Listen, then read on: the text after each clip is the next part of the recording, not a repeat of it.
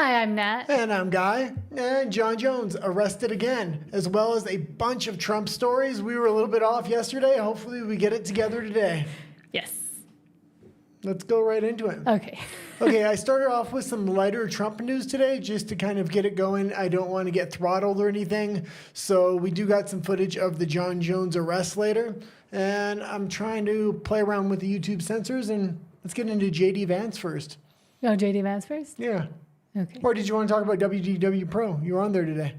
Yes, I was. Thank you so much also to WDW Pro for having me on to talk about the latest in entertainment and pop culture, mostly about Jurassic Park and women and Jeremy everything. from the quartering. Yes, which you have been watching since he almost started, essentially. Well, no, I realized I hadn't. I missed his Magic phase. So Magic the Gathering is a card game. He was banned from the card game playing at public events, and that's what really gave him his rise. That cancellation brought a lot of his attention to his channel, so he used it to his advantage. I've been watching him for about 5 years. I look back on the quartering channel. He's been there for about 7. So almost the beginning, I guess. Yes, but you always have one specific criticism for Jeremy, and it has nothing to do with the ads he reads or why other people are kind of mad at him, but...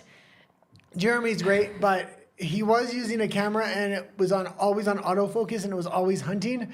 He does a talking head, so if he would just put it on manual focus and focus at one time, it would be there every single time. I was hoping he was going to be on WDW Pro today, so you would tell him. But I also noticed he's using a different camera now. It almost looks like a webcam because it flickers, and he's got a whole nother problem now. Guy gets because he's into production and does all of the pre-production and production on our shows and my shows, he gets very into it. And he notices all these little things I think most people don't notice. Well, you cover the 2 Ps, I cover the 3. Pop culture and politics. I cover pop culture, production, and politics. Well, I cover post-production, so that's like 4 Ps. Okay, let's get into it. The people are getting bored. Yes. Oh, and before we Rafa's start... here. Hello, Rafa. And Rafa says, hello, sorry for not catching you on WDW. That's okay. That's all right. Says, my best friend's mom passed away and I spent most of the day at the wake. So our condolences to your friend. Understand how hard it is for someone's mom, especially if they're close to you, to pass away. I'm sure you were probably close to her as well. So wishing all the best to your friend, his family, and to you as well. Yeah, hopefully things start going better. You've been having a rough time lately, so... Yes. But thank you for being here, and don't worry about missing WDW Pro. It's always on replay, and thank you for all your support always as well. Okay, let's go right into the first story here. Okay. Oh, I don't know why I put it like that. Okay. So from Benny Johnson, who's a major flip-flopper. Everybody stop what you're doing and listen to this. I'm howling. Do you want me to just play it or read it? Let's play this. Okay. So this was pretty funny. I kind of knew about this, but a lot of people don't know about this. So we'll play it. Okay. And this was a thing from his first administration. He's always kind of had this. And the president looks over at me, puts the foreign leader on mute and says, "This is not going very well," and he presses the red button. and my eyes get really big, and I'm like, "Mr. President, you know, what just happened?" And he looks at me and he goes, "Nuclear. Nuclear." And 2 minutes later, a guy walks in with a Diet Coke, and he looks back at me and he says, "It wasn't nuclear, it's just the Diet Coke button." And that's... So that's the kind of guy, and my fellow Republicans, that we have as the President of the United States. And Okay. I should have one of those. And I'm using a bit of humor before we get into kind of what's been going on. Let's get into the next article, though. Did you have anything about this? Yeah, that I want one of those. You do have one of those. Every day before the show, He's my... Guy, well, it's not Diet Coke. give me a Red Bull. Guy, give me a Pepsi. Yeah, funnily enough, caffeine... Because she's always behind, and I have to serve her because she's doing last minute Thank you. things. No, it's because caffeine doesn't really affect me, so I could drink 5 Red Bulls and just fall asleep. I know it does affect my body. I know it's not the best, and I'm always preaching health and less sugar, etc. But I've had really bad reactions to like fake sugars, so anything I do eat or drink has real sugar. But I'm more of a Pepsi girl. Sorry for anybody out there. But I'm cutting back on soda, but I do still drink soda. It's my one bad habit I still have. Well, you had a hell of a time waking up for WDW Pro this morning. Maybe let's not say that. I thought I'd Not get a hell of, because I stayed up to 3 trying to edit. Well, I thought I'd give you an extra half an hour to sleep. God forbid you were actually ready in the seat on time. I do all the production stuff, and because it's a live stream on somebody else's show, it's a little bit different than this setup. Yes. So there's a lot of technology I had to go over, and she kind of wasn't there. I was surprised we made it. But yes, and a little bit of insider baseball in my cup. In my cup, there's always Red Bull or soda. And in mine's water. Apple juice mixed with water. I don't like a lot of sugar, so I put a lot of water and then just a touch of apple juice. And okay. Most of my blood is probably sugar. Let's go into... Which is not a good thing. I know. Comedy with Trump and JD to a little bit more serious, and then we'll get real serious. Which one is the serious? The next one is Trump heads to NATO. Yes. So yes, Trump has now headed to NATO. Says whether he'll commit to NATO mutual defense guarantee depends on your definition. Okay, this is kind of going to be huge. Did you get the X post that I did? Which one? This one? Yeah, this one. Yes. So this is a lot of MAGA or populists are thinking this is a big trip to NATO. Part of the reason he wanted to do the strike before the NATO thing is so he can kind of leverage that in the negotiations, get the 5% from each country. But let's read a lot of this, and this is a lot of things that are kind of expected to happen, might happen, things to kind of watch out for when he goes over to NATO. I'm kind of expecting some big news to come out of this. We'll see. So from Jim Ferguson says, breaking, Trump heads to NATO, but this time he's not coming to smile. You want me to read it all? Yeah, let's read it all because he made some good points here, actually. So Air Force One lifts off from Andrews Air Base. The UK is no longer seen as a serious ally. Europe is on notice. The free ride is over. Sources expect Trump to deliver a message at the summit like this: America will not bankroll a global defense while our partners mock us, lie to their people, and elect weak leaders who can't be trusted. Okay, let's stop it right there for a second. And this is maybe a big reason he really helped out Israel and things like that recently, because now he's going to go over to NATO and he goes, we help our allies, see? Because it's been a long time and he's kind of been trying to pull out of NATO and pull the ripcord, but we'll kind of see what happens. The fact that he did help Israel, even though I wasn't a big fan of that, and I'm more of a non-interventionalist, this is going to help him leverage the negotiations with NATO. Okay, let's keep going here. Non-interventionist. Behind closed doors, the Pentagon is reportedly exploring major defense funding cuts to NATO, possible U.S. withdrawal if allies continue to fail, and full recalibration of global military priorities. Trust in Keir Starmer, gone. Confidence in European leadership, non-existent. Trump believes the alliance has become a liability, not an asset. What this means, NATO may not survive Trump's second term. Britain's global relevance is rapidly collapsing. Europe's security umbrella is fraying at the seams. The U.S. is preparing to defend America first, with or without NATO. The post-World War II order is cracking wide open, and Trump is about to deliver the final warning or the first blow. Yeah, and Trump's the one kind of applying the leverage and doing a lot of the negotiations along with his the people he brings with him. J.D. Vance is the one that kind of speaks these points really plainly. So this is kind of how you know where the Trump administration's base really is, and it's kind of with J.D. Mm-hmm. Okay, do you have anything for this, or let's watch the clip real quick? Okay, I was going to ask what the clip was.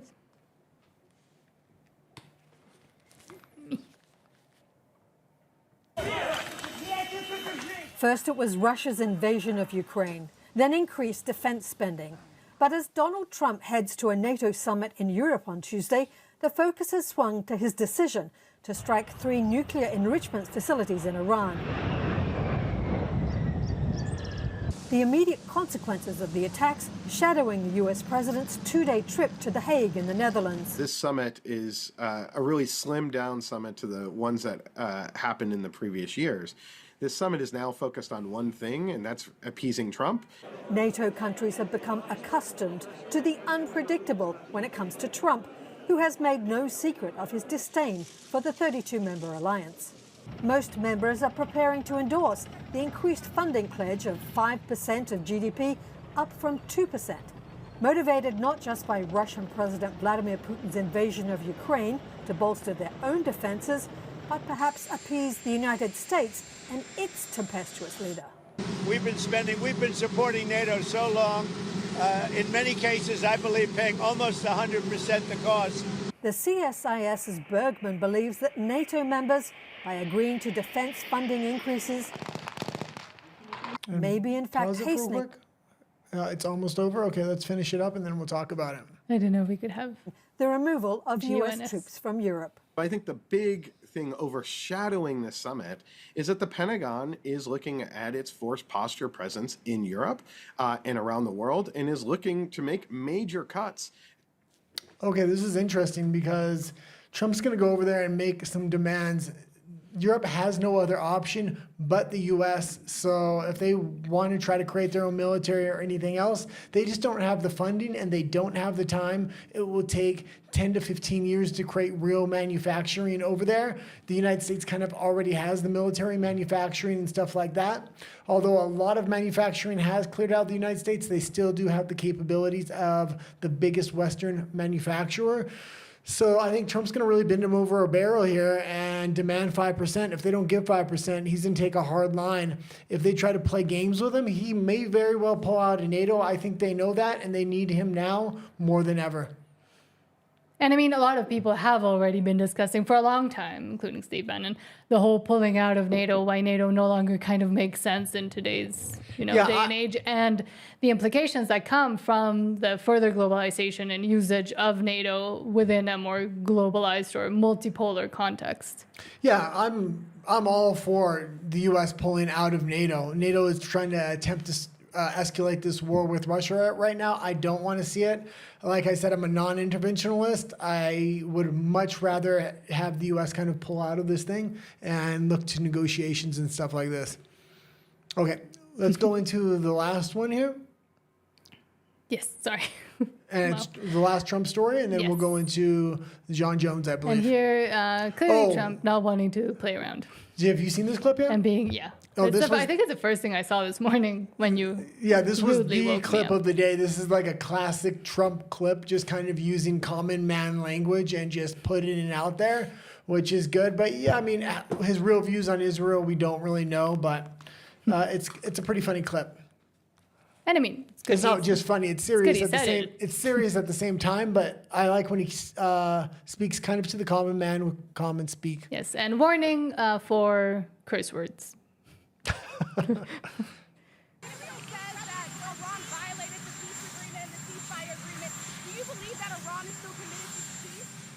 Yeah, I do. They violated it, but Israel violated it too. Are you questioning if Israel is committed? Israel, as soon as we made a rocket that didn't land, that was shot, perhaps by mistake, that didn't land, I'm not happy about that. You know what? We basically have two countries that have been fighting so long and so hard that they don't know what the fuck they're doing. Do you understand that? Do you understand that? That was great. He does Sorry if sound it was a little low for the audience. That was the best audio we could get. He does sound a little bit like an angry grandpa.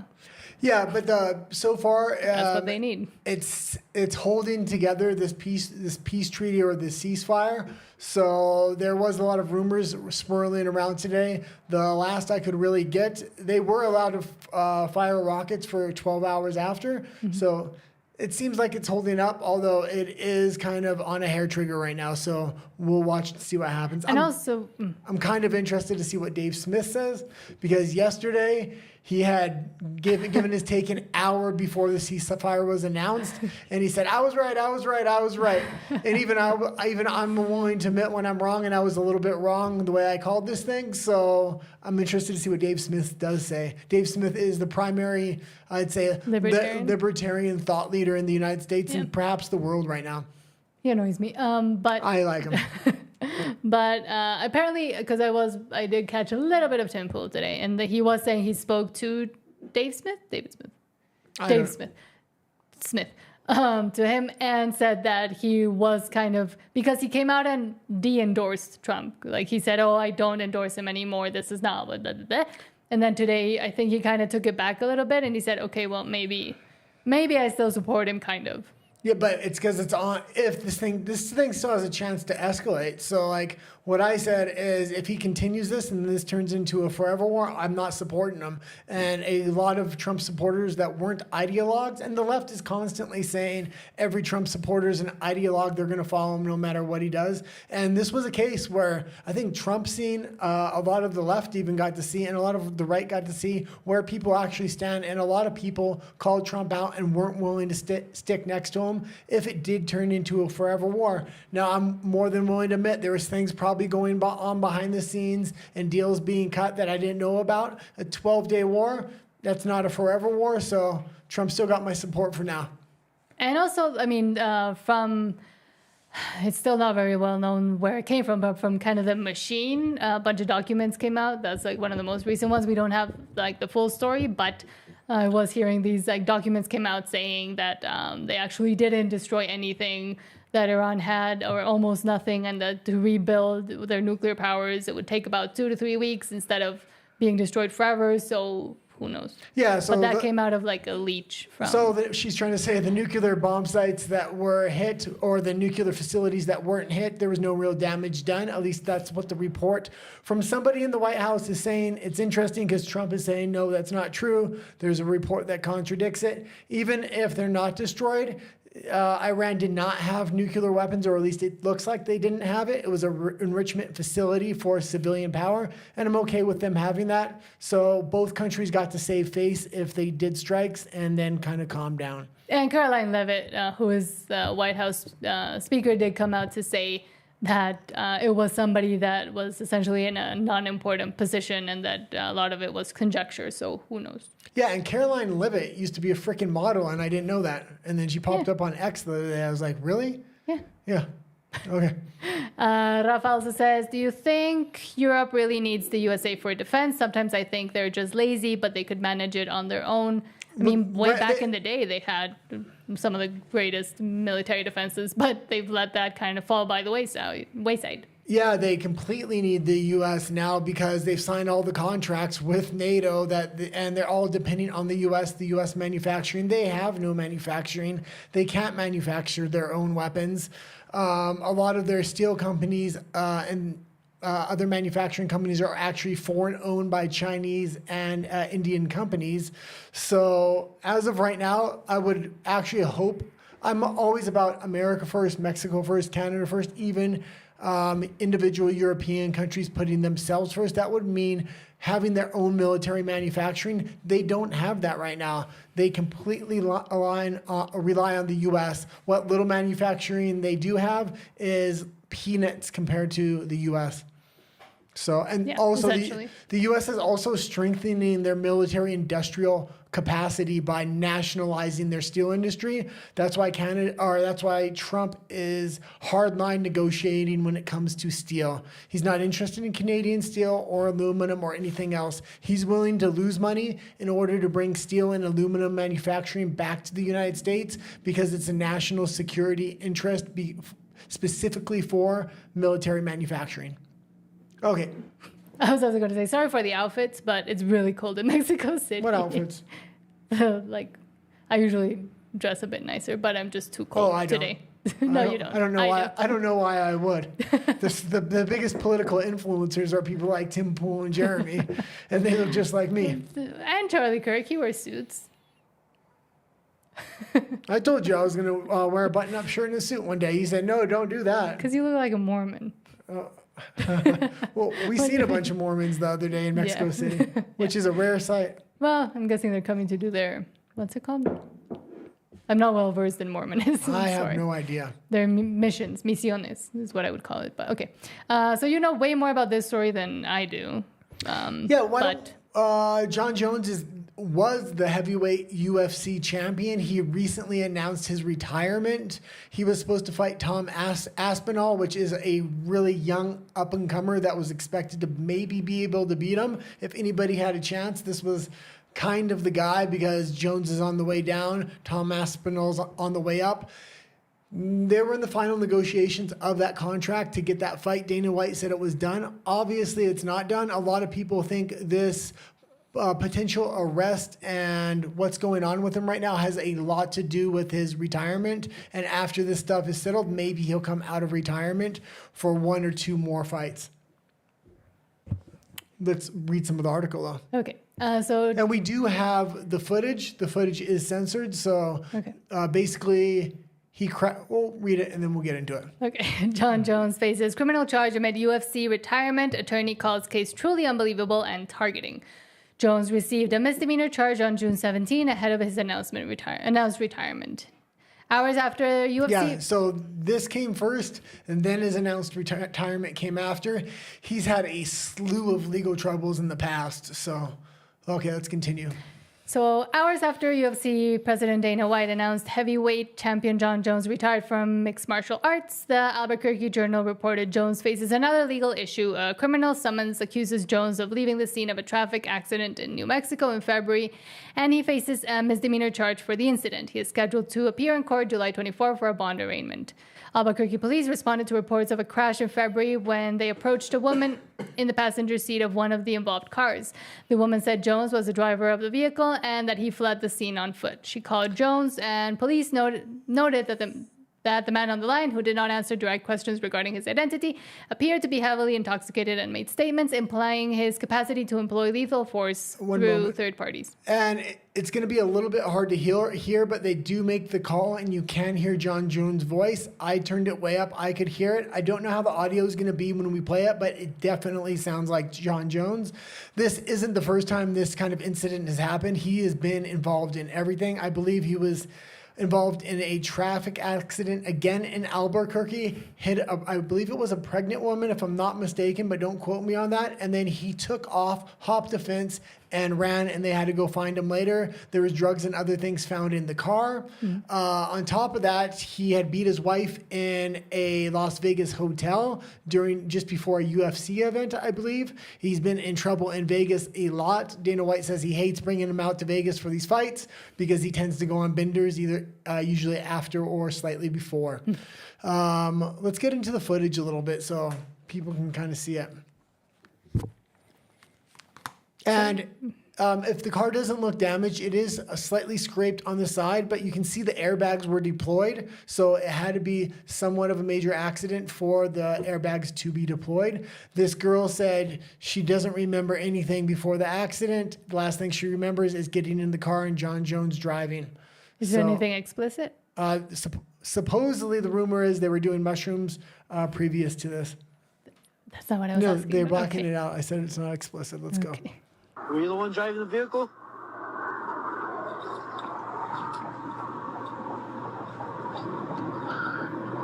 My brothers attacked the dreams of my sisters and cell phones. He was the one driving the vehicle. They slipped through. They're the most evil people you'll ever meet. Pause it. So there's a naked girl in the car, if you can't see, and Jon Jones is on the phone. She's saying he was the one driving. He's threatening the police officer, saying he can have people that can come after him, things like this. It's kind of hard to hear, but he definitely sounds drunk, and he definitely sounds like he's making threats. They made up a follow-up call later on in the day, and supposedly they had a similar response from Jones. Now, It's Jon Jones. Jon Jones? Mm-hmm. He was the one driving the vehicle. But they don't waste their cases with just killing you on petty crimes. But they definitely listen to conversations like this, and some of them are bored enough to kill you. To kill you.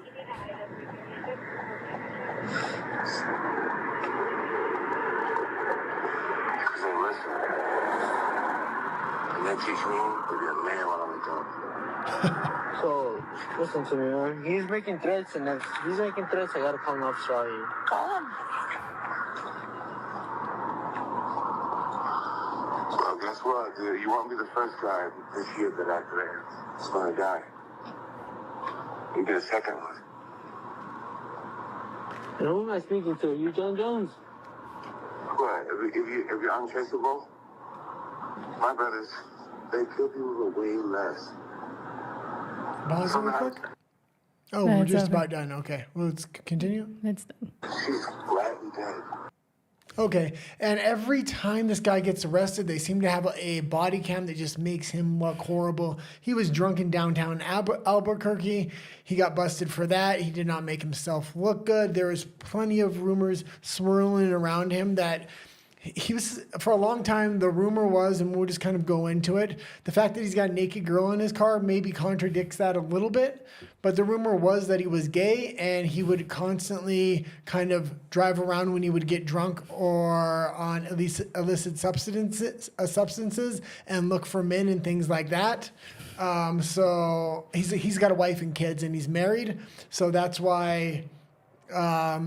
yeah, those are the kind of the rumors that do swirl around him. If you don't know who he is, you more than welcome to look up his previous arrests. There's body cam footage for all that as well. So I had no idea who he was. You're way more into the UFC. Well, I'm not into the UFC at all. Why are you doing well, I would like to see him return, and I would like to see him fight Tom Aspinall and Francis Ngannou if they can close the deal and get Ngannou back into the UFC. I know who that is. Yeah, I know who that is. That's the only name I That recognize. was the one fight we watched at your house, and Yes. you found it for free from me And online. they know it, yeah. A long time ago. Rafa says, thank God here in Mexico we have Mendoza fire space arms. Yes. And speaking of, a good thing, I guess. From Benny Johnson, breaking, unaliver Carmelo Anthony has been indicted by a grand jury for first-degree unaliving in the fatal stabbing of Austin Metcalf. Yeah, so a lot. I don't know if you haven't been keeping up with this case. It's a little bit complex, but basically, the gentleman with the dreadlocks there had gone into a different area at a rival school's sports game and stabbed the other kid. Yes. Why don't you explain it? Well, that's about it. Yeah, basically did that, but In the heart and the other there's kid. been a lot of racial tensions amping up around the trial, kind of like what happened with George Floyd. Mm-hmm. There is direct video evidence showing the incident. It hasn't been released to the public, but it was shown to the grand jury. A lot of people suspected that the grand jury was going to let him go and he was going to get off scot-free, even though there's little defense once the footage actually comes out of how he's going to get away with this. So the fact that they not only charged him, but indicted him with first-degree murder is huge, because people were thinking he might get off scot-free, or they might put him with involuntary manslaughter or second-degree or third-degree, but they didn't think first-degree. So this is actually proper charging for what the crime is. He also made a GoFundMe, made a ton of money off of that. So Yes, and it was suspected that the family had used that GoFundMe to, get stuff for themselves Get a and not house for and the a case. car. Yeah, but they came out to say no. Then people came out with more receipts, so that's still kind of up in the air. But do you want me to read it? yeah, you can read a little bit just so the audience kind of that doesn't know the story. So the 18-year-old suspect in the stab, bang, oh, that didn't matter, ending of the life of Frisco, Texas track star Austin Metcalf was indicted by a grand jury Tuesday for first-degree unaliving. For weeks, my team has been presenting evidence to the grand jury. Today, I summarized that evidence, and I asked the grand jury to return a first-degree unaliving indictment against Carmelo Anthony, which they did. Collin County District Attorney General Greg Willis said, with that indictment, the case now moves formally into the court system. He said, from this point forward, we will continue doing our part fully and fairly to pursue justice under the law. The trial schedule will be set by the court. By the time that comes, we'll be ready. Yeah, and I do think this kid is guilty, but I am glad that he did have a GoFundMe and he made a lot of money, because he's going to get a top-notch legal defense now, assuming he hasn't spent that money. But if he does have a top-notch legal defense, there's going to be no ifs, ands, or buts like, oh, he couldn't afford a proper lawyer, the court system's rigged against him, things like that. He's got a good defense team, and we'll get to see what happens in court. I wonder if it may be televised. I would hope it was. That would be nice. Because this would be a major trial to cover. Is it going to us. go federal? I believe it's Or local. local, okay. So if it's local, anytime in the United States, if Yeah, I it's don't a think it's federal federal. case, they won't televise it. With local cases, sometimes they will. There's No, I so think much racial tension it's normal. around this, though, that they probably won't. And also, during the whole he said, or what happened, there was a lot of people coming out to defend Carmelo Anthony saying that he was bullied, that it was clear that the white kids were harassing him and trying to, get him all riled up. But then once the footage came out and people were able to see it, at least the people that were involved within the case or talking about the case, reporters, etc., most came out to say, or everybody came out to say, no, it was clear that it was essentially unprovoked. He just kind of came up to them at this rival school. School. It was a football game, I believe, and just went for it and did the thing he did. And Austin Malcuff in the heart. Basically, what she's trying to say is it looks Stop like saying what she's trying to say. what she's trying to say is that it did look like it was premeditated, so Yes. it didn't just happen on the spot instantaneously. But it also appears that there was none of the bullying or harassment that Carmelo Anthony's side was claiming. Yeah. Okay, we can get into the next story. And what she's trying to say, that's pissing her off. That's why I keep doing it. That's why I keep doing it.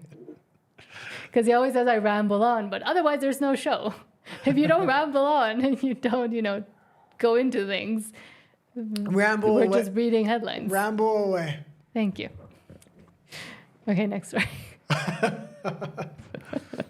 Once again from Wide Awake Media, Realenvironmentalist demolishes net zero in under 2 minutes. Do you want me to read it or listen to it? Because it's long. Yep. No. Yeah, what? Sorry, I was just making sure we weren't going to RU and BLE yet, but I highlighted when we are in the notes. Mm-hmm. Okay, yeah, let's take a look at this really quick. Just watch it? Yeah, let's just watch it. Okay. Okay. And a lot of people are waking up that used to be big green energy supporters, net zero supporters, things like this. They're waking up to the lies and the control that the government is trying to use through these policies. But also kind of like what happened, I'm going to say, and I moved the camera to me, kind of like what happened to me. And I've said it a lot before, and I'll continue to say it. I used to be very on the left, like living in Vancouver, one of the wokest cities in the world. And I was very into that. I was very into the activism, into everything.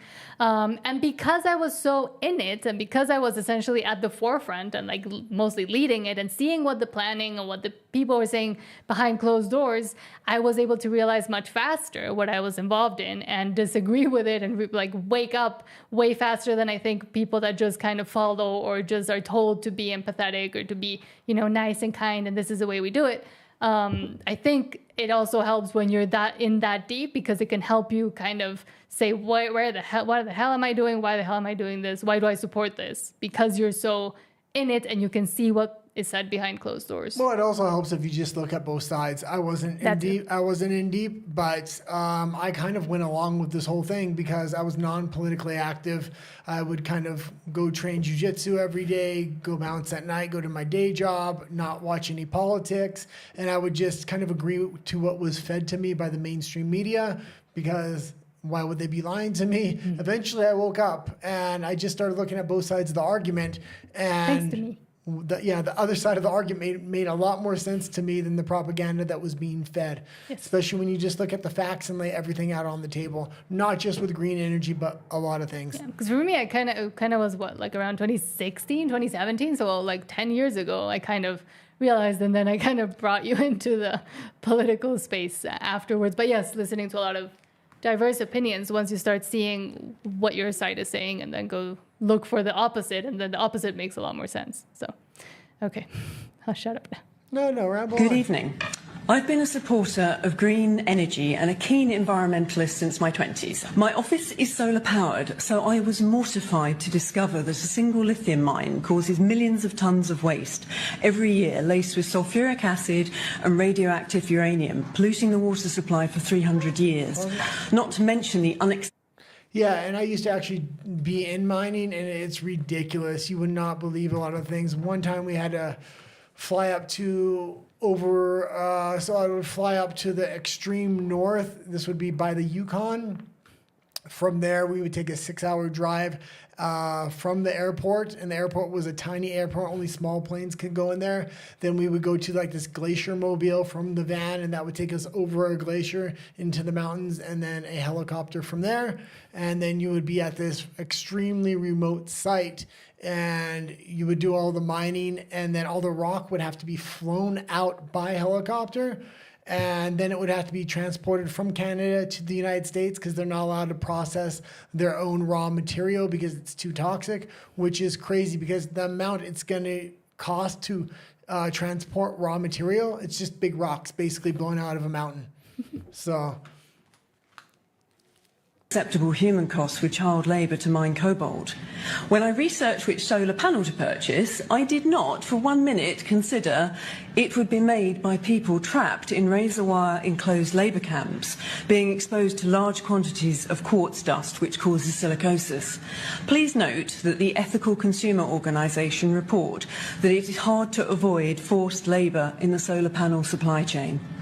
Wind turbines, which last about 20 years, consume a colossal amount of resources and energy to manufacture and install, not to mention the blight and bird kill. They require diesel engines to start them up and then gallons of oil to lubricate, and they can't readily be recycled. Solar panels are also extremely difficult to recycle, costing more than the production of the panel. And lithium batteries pose steep challenges too. Add to that the human suffering, which we've all unwittingly been part of just by owning a laptop or I'll pause it there for a sec. Yeah, and a lot of people don't know, and I didn't know. Like when I didn't know anything about green energy or anything like this, I just assumed, well, yeah, there's some upfront cost, but it lasts forever. Well, no, it doesn't last forever. These things last between 10 and 20 years. The upfront cost, the recycling cost, and the replacement cost, you just don't get the energy output as what's put into it. Mm-hmm. And they very often lie about the numbers and statistics on how polluting these things are to manufacture and get rid of. Mobile phone, which is minimal compared to what's required for an EV or solar farm. These so-called green or ethical solutions aren't solutions at all. Just very good marketing from the $1.5 trillion a year climate change industry. That's $4 billion a day, by the way. None of us can undo what's already been done, but what we can all do is make sure this doesn't escalate exponentially with fleets of unnecessary EVs and acres of solar farms eating up our precious farmland. That just looks crazy right there. Yeah. Those solar panels are so toxic to even get out of the ground, and then you're just laying it on top. And on top of ground that maybe could have been fertile, but now because you've put chemicals on top of it, essentially, that can also leach from these solar panels, but also shaded it for who knows how long, like until you decide to take them out, it also can cause the land to be wasted. Yeah. Like not useful for anything else other than waste of space. Okay, let's go into the next article here. And I was also going to say. Yeah, one more thing. I was also going to say, there have been a lot of whistleblowers that used to work or like do a lot of activism within the like environmentalism, net zero, etc. agenda, I'll call it, sphere and program. But now for years, like all the way back in 2015, 16, when I was kind of researching into this and looking into all of this, they were coming out with documentaries and trying to blow the whistle and papers and etc. But the scientific industrial complex, I'll just call it, or the scientific elite were able to get them essentially discredited in the eyes of the public. So nothing of what they've said has really come out fully, and it's all kind of targeted as conspiracy theories. What she's trying to say is academia is captured. You're going to be captured in a minute. Rafa says, some people want zero emissions, while my biggest dream is having a big and inefficient carb V8. Yeah, that's me as well. I also really wanted a pickup truck, which you also found really funny. Yeah. Okay, let's go into the next story here. Just because I'm very little, I want a big car. Feel powerful for once. I am powerful. From Deadline, Johnny Depp says he has no regrets about Amber Heard trial and was a crash test dummy for #MeToo. Yeah, and he rarely does interviews. He's doing this interview. People are suspecting that he's going to make a huge Hollywood return. Supposedly, contracts are currently being negotiated, so it's going to be interesting. That being said, he does have a major drug and alcohol problem still, so I hope he does take care of that. But yes. I do like the guy a lot, and I wish the best for him, and I will go to see whatever he's in. The big rumor is Pirates of the Caribbean. Supposedly, he's going to be in the new one. Well, that's the only thing. He told Disney he needed $1 trillion and a llama. So. Well, They may have given him Something a like llama because it looks like he may be there, and the only thing that's going to save that property is him because if he's not in it, there is going to be backlash. Yeah, we watched the whole trial essentially, like almost 24/7 when it came up. Well, a lot of people did because it was during Jibby Jab era. Yeah. And so in a sprawling interview with the Times UK, Johnny Depp claimed he was a crash test dummy for #MeToo, reflecting on his protracted legal battle with actress and ex-wife Amber Heard, who is apparently also making a comeback. Apparently she's going to be in some play. Right. She's going to be in a play in Spanish. A play, not in Hollywood. No, like, I think in the UK, I think. Like Rachel Zegler and all these canceled people, they can go do their plays because these are that's progressive industries is the play and stage industry. Yes. Try to come back to Hollywood. It's the fan base that's going to dictate your success. And there's no coming back for Amber Heard, at least in my opinion. And with Johnny, it was completely not fair what happened to him, how he was ostracized, what Disney did to him. Like, if I was him, I wouldn't go back to Disney, but I mean, maybe he needs to. He said, my comeback, honestly, I didn't go anywhere, he said. If I had the chance to split, I would never come back. Yeah, and he's done a few movies that have come out, but those were actually filmed a long time ago. But he's also directed one or two. But a lot of the stuff was held back because of his cancellation. Mm-hmm. So anything you're seeing come out now isn't really after this new return he's trying to plan now. Yeah, so he said... so apparently in 2021, the Fest, so that's the San Sebastian International Film Fest, awarded him the prestigious Donostia, its highest accolade, and last year his second directorial effort, so it was two. Modi, 3 days on the Wing of Madness, garnered a long-standing ovation by the crowd. No, I have no regrets about anything because truly, what can we do about last week's dinner? Not an effing thing, he said, the much-publicized court trial. And supposedly the new Penelope Cruz movie that is coming out, she's the main actress, he's the main actor, was actually filmed quite a while ago as well. They're a good match. They've been in quite a few movies together. I believe 3 movies. Blow was my favorite of the 3. Yes, and also claimed his experience predated #MeToo. It was kind of like at the beginning, it was him, Harvey, and like 2 more guys. And that's why people failed to support him. However, nobody cares. He said, I'll tell you what hurts. There are people, and I'm thinking of 3 who did me dirty. Those people were at my kids' parties, throwing them in the air. And look, I understand people could not stand up for me because the most frightening thing to them was making the right choice. He said, I was #MeToo. I was like a crash test dummy for Me Too. It was before Harvey Weinstein. I sponged it. I took it all in. So I wanted for the hundreds of people I've met in the industry to see who was playing it safe. Better go woke. Yeah, it's kind of a different situation than I'm going to talk about here, but when this thing came up with Iran and Trump, you've seen a lot of influencers fearing cancellation, and they wouldn't stand up, and they were really like Trump, war, Israel, and they never had that stance before. As a matter of fact, they had the complete opposite stance. Most of MAGA did. So it was very interesting to see that split in these recent days and weeks. But they were fearful of a cancellation and things like that. And with Johnny, it was easy because he had this, outrageous lifestyle, let's just say it, even though, most of his exes came out to defend him, actually. And it turned out that Amber... who was the one girl that testified at his trial? Kate Moss. Kate Moss, yeah. Good on Kate Moss, by the way. But I've always been a huge fan of Johnny, honestly. I can quote Pirates anytime.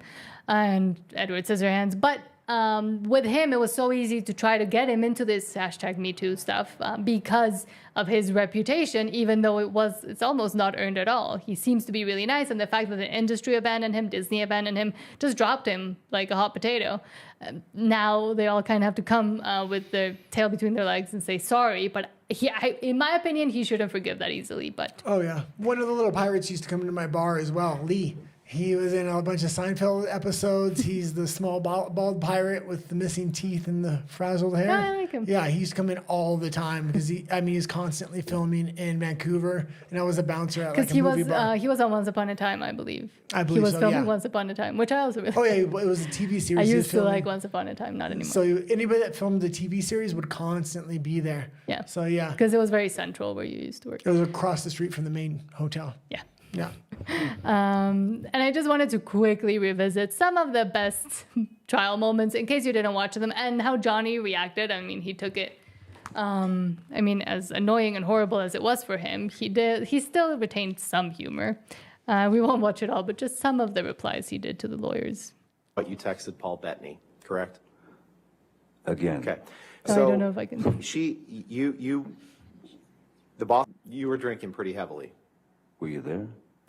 Ended up with a very ugly situation with Amber. So Mr. Depp, with respect, the, trying to respect the court's time and the jury's time, that was not my question. My question was I simply, understand when you would take agree, 5 minutes to look for a you would document. agree that. It was just a really funny trial, honestly. I mean, horrible for what happened and what they were doing, but. And we watched it through Rekieta. Immediately. Yeah, and but you hate pull up Rekieta, Exhibit but 500. I don't hold things against him. 500. I'm very disappointed in him.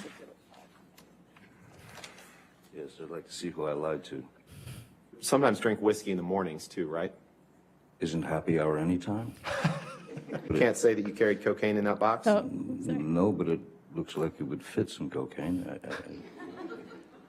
I once gave Marilyn Manson a pill so that he would stop talking so much. Did I read that pause right? it real quick. Yeah, Marilyn Manson was one of the other He's people also, yeah. that was trying to be canceled by the Me Too movement, and that recently came out, and he has been vindicated as well. So all these staged trials where these were the people they were trying to put forth as the victimizers were actually the victims. Mm-hmm. It just took a while for it to all come out. Yeah. And Johnny Depp actually gave a lot of other men courage, like Marilyn Manson, to kind of fight it and say, don't just give the payout. Mm-hmm. And they were friends. You did. Did I read that correctly? You did. Okay. Did I read that right? Yes, you did. Did I read that right? You continue to read them right, yes. And right after you cut your finger off, right after, I won't give you anything to argue with me yet. Right after you sustained an injury to your finger, right after you sustained an injury to your finger, she cut it off. Does she? You poured yourself a mega pint of red wine, correct? A mega pint? Yeah. We're going to fast forward in time a little bit, Mr. Depp. Yes, I can feel it. I have other uses for your throat. Okay, that's which good. do. Yes, I can feel it. That's how you feel when I talk. All the time. But I mean, Johnny, as always, has great comebacks probably because he's on something most of the time. But so Rafa says, do you like Luke Wikowski? Yes. Oh yeah, I like Luke. We know him for a long time because Well, not know him, but we've seen him. Well, seen him. He started on Tim Pool, and he's on Jeremy's channel now, The Quartering, a lot on his live on Rumble. Yeah, So, I think he got a little bit too spicy for Tim. Well, yeah, Because he's Tim was trying to like pivot to being more mainstream, and then Luke is really out there, which is why most people like well, him. yeah, But Tim tries to keep it PG for the YouTube censors. so do I, but apparently it's impossible with this man. So I'm the Luke Wikowski of this show. anytime I wince or make a face is because he said something I know will probably get flagged. Well, I was trying to grab her attention during WDW Pro today, and all I got was this. Guys, don't do that. Off of camera, though, of course, so they couldn't see it, but I could. Because he kept trying to make me look at the camera, but I was trying to look at them. When she looks at her screen, it looks like she's shutting her eyes and she's falling asleep. According to producer guy. Yeah. Nobody notices that except for him. The producer does. Everybody looks at their screens. Okay, let's continue to go. I believe we're going over to RUMBLE now. Okay. Thank you, Rafa, for all your Thank you, Rafa, for all your comments on YouTube. We're gonna go over to RUMBLE to do the spicy stories, and so you can stop not censoring yourself, but so we can speak more freely. And We'll see you over there. If you haven't liked and subscribed, please do so. Adios. And I'm rambling on again, apparently. Well, you're not good at putting things concisely. Thank you. Okay. Because people don't like when you draw it out. Again, this isn't concise. I'll show you something that will be concise, real quick. Real